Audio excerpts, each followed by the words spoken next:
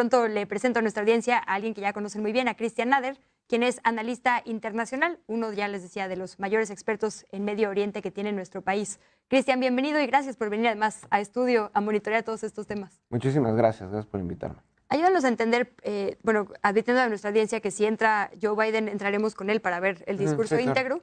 En lo que esperamos a que eso suceda, ¿qué está pasando en Afganistán? ¿Quiénes son los actores? ¿Quién es el talibán? Cuando decimos talibán, ¿quiénes son? ¿Quién los armó? ¿A quién le responden? ¿Dónde está el gobierno? ¿Qué papel juega Estados Unidos? Pues el talibán tiene antecedentes desde el siglo XVIII, son fundamentalistas musulmanes, suníes, ortodoxos, pero realmente es un proyecto, es el resultado de la creación estadounidense, el apoyo estadounidense desde finales de los 70s y en los 80s a los mujahidines. Los mujahidines, hay que entender que en los 70s logra tomar el poder Afganistán un grupo socialista muy vinculado a la URSS, que inmediatamente que llegan al poder empiezan a tratar de transformar la situación del país, un país totalmente pastoril, un país que la gran parte de la población se dedicaba a la agricultura o al pastoreo de ganado de cabras, por ejemplo, ¿no? Va pasando el tiempo y tan solo en 3 años logran alfabetizar a 40% de la población, pero obviamente con apoyo de la Unión Soviética, ¿no? Estados Unidos, desde el momento en que llegan los revolucionarios socialistas a la República Popular de Afganistán, se dan cuenta que pues, obviamente va a transformar todo y le preocupa muchísimo a Estados Unidos por los vínculos que puede y la influencia que hay precisamente con la Unión Soviética, que prácticamente es fronteriza con Afganistán en ese momento, con la República de Uzbekistán, Tayikistán, etcétera, etcétera, todos los stands, ¿no?, de esa central. Entonces, desde el 79, desde el 78, empieza Estados Unidos a orquestar junto con Arabia Saudí, la petromonarquía wahabí, con Pakistán, que Pakistán históricamente desde los 50 es un títere de Estados Unidos, y concretamente con el servicio secreto de Pakistán, que es el ISI, a armar un grupo que dentro de Afganistán vaya en contra de precisamente cualquier cambio socialista que no le convenga a Estados Unidos. Una transformación en Afganistán podría derivar, uno, en la soberanía afgana y, en segundo lugar, que expulsen a Estados Unidos no solamente de Afganistán, sino incluso también en el subcontinente indio, ¿no? Porque esto contagiaría también.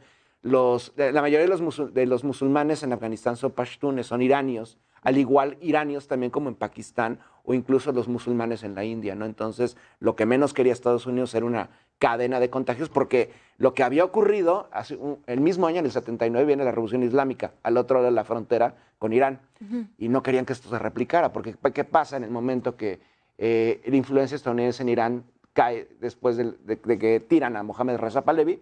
Pues obviamente Estados Unidos no tiene nada que hacer, ¿no? Entonces empiezan a armar a los mujahidines, muchos grupos, hasta los dientes prácticamente, ¿no?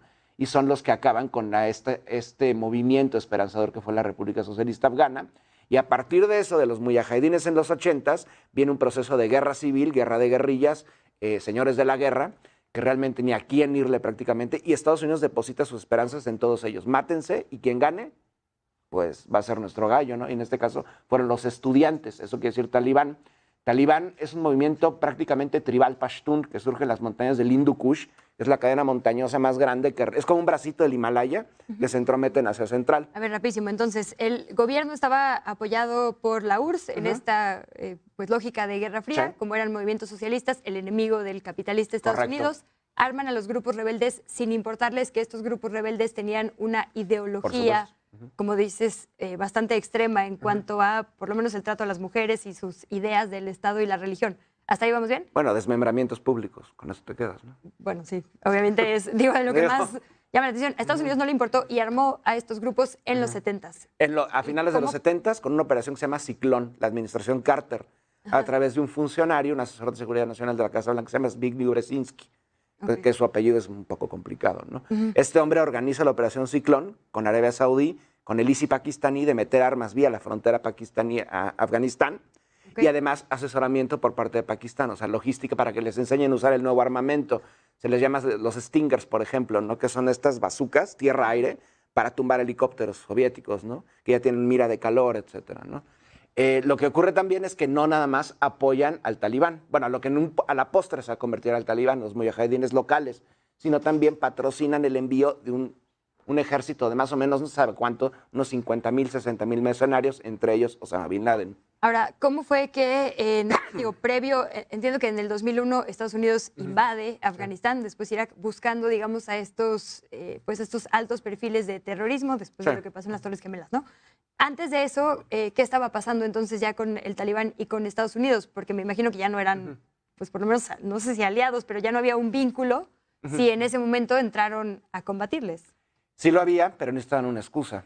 A finales de la década de los 90, todos saben que... Ahí está. Perdón, muchas notas.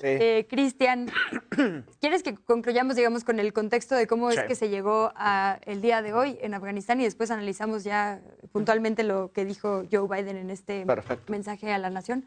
Nos decías entonces, estos rebeldes fueron apoyados por, digamos, Estados Unidos y sus aliados para... pues rebelarse en contra de los gobiernos apoyados por la URSS. Es una zona muy estratégica, les conviene por un montón de recursos naturales. ¿Qué pasó entonces, digamos, en el contexto de las Torres Gemelas y después? En el contexto de las Torres Gemelas, bueno, previamente, unos años antes, se disputan el poder en Afganistán dos grupos de mayoría pashtun. Uno es el Emirato Islámico de Afganistán, o sea, los estudiantes, el Talibán, y otro es el Estado Islámico de Afganistán. También son en su mayoría pashtunes, y realmente son exactamente lo mismo. Son grupos, algunos operados por señores de la guerra que combatieron a la URSS en los 80s, pero ahora tienen otro ingrediente. Se les llama estudiantes, por ejemplo, los talibanes, porque proceden de las madrasas y proceden de las mezquitas, en su mayoría del sur del país, que es donde se encuentra toda la gran mayoría de la población pashtun. Y obviamente ellos ganan el duelo. En el futuro este Estado Islámico de Afganistán se le va a conocer como la Alianza del Norte, van a ser derrotados, también era un chiste, y los talibanes se van a afianzar ya muy bien en el poder en 1998, refugiaban por momentos a distintos combatientes de distinta procedencia, entre ellos lo que se conoce popularmente como Al-Qaeda, aunque realmente la base de Al-Qaeda no está en Afganistán, está del otro lado en Afganistán, en la frontera afgano-pakistaní, por ejemplo en ciudades como Peshawar, incluso hasta otra que se llama Rawalpindi. Ahí es donde constantemente oscilan, porque es tierra sin ley. Realmente quien controla Afganistán, en primer lugar es Estados Unidos, y en segundo lugar es Pakistán. No se mueve ni un dedo en suelo afgano sin Pakistán, si el gobierno de Islamabad no pone y dispone realmente, ¿no? Entonces, después de 2001, Estados Unidos va con esta excusa de que tienen que acabar con el terrorismo en Afganistán, pero bueno, es que si querían buscar a Al-Qaeda, y deben de saber dónde están, ¿no? Pues ellos mismos los han patrocinado casi por 20 años, incluso antes de que sean Al-Qaeda, estaban en Bosnia, en los Balcanes, estaban en el Cáucaso, y principalmente estaban en Pakistán, no en suelo afgano. Obviamente, ¿por qué no le declara Estados Unidos la guerra a Pakistán por patrocinar a Al-Qaeda? Bueno, en primer lugar, porque los dos patrocinaron a Al-Qaeda, lo crearon. Y en segundo lugar, porque la soberanía que le ha arrebatado Estados Unidos a todos estos países depende de tener a Pakistán controlado. Porque Pakistán es un país extremadamente poderoso, una potencia nuclear igual que la India, y porque las relaciones son muy siniestras y muy perversas entre el gobierno de Islamabad y la administración de George Bush, ¿no? Hay demasiados crímenes por encubrir, entonces tienen varios ases bajo la manga y creo que ahorita los podremos comentar. Pero realmente el Talibán es consecuencia y es una construcción de Estados Unidos en su guerra contra la Unión Soviética. Y cuidado, porque es un proyecto que buscaban llevar no solamente en Afganistán. Crean al Talibán para provocar un cisma interno dentro de suelo iraní y para exportar esto a los países centroasiáticos, porque la URSS ya terminó en 1991. Ahora lo que querían es precisamente que los países ya independientes, Turkmenistán, Uzbekistán, Kazajstán, todos los stands, se alejaran de la órbita soviética y empezaran a adoptar el modelo, digamos, islamista, similar al Talibán, y al mismo tiempo que el Talibán provocara el resentimiento en estos países que son étnicamente y lingüísticamente distintos, son de mayoría túrquica. Los afganos son iranios en su mayoría. Nos quedan 5 minutos, Cristian, de este aire extra que nos están regalando el día de hoy. Muchas gracias. No, al revés, gracias a ti. Entonces, preguntarte, ¿en qué momento Estados Unidos, en vez de apoyar a estos rebeldes, empieza a apoyar al gobierno? Porque entran, invaden después del ataque contra las Torres Gemelas en 2001, Afganistán, después Irak, pero bueno, quedándonos en Afganistán, dicen que van a apoyar entonces al gobierno, como escuchábamos en estos momentos, apoyar a sus fuerzas militares para combatir a quienes ellos mismos crearon y armaron. ¿En qué momento se pasaron del lado del gobierno y en contra de estos rebeldes? ¿Y qué pasó en estas 2 décadas? Desde 2001, en el momento en que aterrizan, el Talibán, más que combatir a Estados Unidos, se repliega a las montañas. Ahí esperan, cuentan con todo el apoyo popular pashtun. los estadounidenses crean este proyecto con tecnócratas afganos que han educado durante 20 años en Columbia, en grandes universidades estadounidenses. El actual presidente que huyó había estudiado en Estados Unidos. Tenía ciudadanía gringa, tuvo que renunciar a ella para llegar a la presidencia, y mientras tanto los talibanes esperando. Entonces, ya vieron que este es un desastre en Afganistán, está costando carísimo, a pesar de que el trillón, bueno, le sirve muy bien a Raytheon y a los grandes conglomerados armamentistas, ¿no? Porque pues, es un ciclo sin fin de armamento. Pero más allá de esto viene la presión popular estadounidense. Ven que el gobierno afgano es un fracaso, el talibán avanza en popularidad y Estados Unidos arregla con el talibán hace 6 meses, les vamos a entregar todo Afganistán. ¿Quieren armas? Tómenlas. ¿Quieren helicópteros? Tómenlos. Ayer lo podíamos ver. ¿Quién va a dejar helicópteros como los Bell o los Black Hawk disponibles? Una fuerza talibán, Estados Unidos y el gobierno, bueno, gobierno entre comillas, porque mencionaba Biden ahorita, el presidente logró salvó su vida, no, escapó con $6 millones, hubo una filtración del gobierno ruso, iba tal cual con los maletines de dinero dispuesto a llegar a Tayikistán y luego Uzbekistán. Entonces todo lo que dijo, no sé si nos dé tiempo, pero todo lo que dijo Biden es una sarta de demagogia y mentiras, una por una. Te lo dejo. ¿Qué le espera al gobierno estadounidense y qué le espera a la gente en Afganistán ahora que pones este escenario? Dices, no, esto no fue un accidente, no. Ya sabía Estados Unidos que iba a haber, digamos, esta escalada de los talibanes hasta tener la capital. ¿Qué va a pasar ahora? ¿Cómo le va a costar esto a Biden? Y el tema de las mujeres no lo puedo dejar de lado, ¿no? ¿Cómo va a cambiar la vida, digamos, para la población también? Primero, Estados Unidos no se retira de Afganistán, físicamente se retira, pero en las guerras contemporáneas no importa la presencia. Desde Qatar, desde la base más grande de Estados Unidos en Asia Central y Oriente Próximo, pueden coordinar perfectamente la operación. Vía que hay drones. Y un montón vía drones, guerra dronizada y vía los mercenarios que tienen en Afganistán, además de otros miembros de la OTAN. Turquía ya tiene totalmente unos 1000 mercenarios en suelo afgano porque están dispuestos a hacer la guerra en su proyecto turanista de juntar a todos los pueblos túrquicos, Erdogan, unir desde Uzbekistán, desde el Turquestán Oriental, o sea, la frontera con China, hasta suelo azerí, por ejemplo, en Azerbaiyán, en el Cáucaso, ¿no? Estados Unidos no va a soltar a Afganistán nunca. ¿Por qué? Pues está el opio ahí. Ellos tienen que mantener el opio fluyendo. Si no hay opio, una crisis de heroína en Estados Unidos. Tampoco suelta México, ¿no? Pues son los dos grandes productores mundiales. Luego el sudeste asiático, en Tailandia, el triángulo del opio. Eso, el opio. Las materias primas internas de Afganistán, los minerales, el litio, la mayor reserva de cobre del mundo. Y en tercer lugar... En discurso, entonces, están dejando parecer que los talibanes están tomando control porque viene algo. Es tu lectura. ¿Qué vendría? Lo que quieren hacer es que ahora una crisis humanitaria que se extienda... los uzbecos en Afganistán, uzbecos afganos viven un peligro, se refugian en Uzbekistán. Los arropa, hay una crisis humanitaria. Los tayikos buscan entrar a Tayikistán, los házaras a Irán, etcétera. ¿Qué está pasando?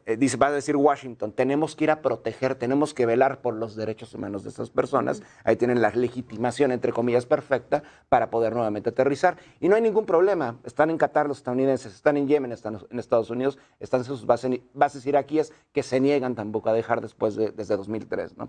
Entonces, el principal engaño de Biden y de la administración consecuente de la plutocracia militarista estadounidense es hacer pensar que se van de Afganistán. No se van a ir de Afganistán mientras exista China, fronteriza con Afganistán, influencia soviética en Turkmenistán y Uzbekistán, y por supuesto la República Islámica de Irán, dos países fronterizos y uno muy cercano a la Federación Rusa, jamás se van a ir a Afganistán. Nos quedan 2 minutitos, Cristian, pero podemos prever que vengan imágenes de terror en los próximos días en Afganistán. Contra las mujeres. Contra las mujeres, y también había mucho miedo justo de esto que mencionó muchas veces Biden, aliados que son gente afgana que sirvió o como traductora o como apoyo de alguna manera para las tropas estadounidenses, y evidentemente a los talibanes pues no les gusta que haya gente trabajando con Estados Unidos. ¿Qué vamos a esperar para la población afgana en las siguientes semanas, meses? Para las mujeres una pesadilla. Pues obviamente recordemos las escenas. Tal vez se van a moderar un poco en un principio para gozar con cierto apoyo popular internacional, pero Estados Unidos al mismo tiempo, esto es atroz, pero le conviene esto para armar el show mediático. Lo que quisieron hacer ahorita con las escenas del aeropuerto de Kabul es mostrar un Saigón 2, la retirada de Vietnam después de que son derrotados por el Vietcong. Pero eso es todo lo contrario, es un anti-Saigón, porque los estadounidenses no fueron derrotados como tal, siendo los talibanes operarios de Estados Unidos. Lo que están haciendo es simular un retiro para más adelante poder legitimar nuevamente, empantanarse ahí nuevamente, y no principalmente en Afganistán, sino en la periferia de Afganistán, en la frontera con Irán, con Turkmenistán, con Uzbekistán, y principalmente en el corredor del Wakhan, que es Afganistán, un pequeño corredorcito que va por el Hindu Kush, donde termina en la Xinjiang, en la zona uigur de la República Popular de China, y que quiere hacer ahí Estados Unidos, además de Turquía, pues balcanizar todo. Bueno, lo decías bien.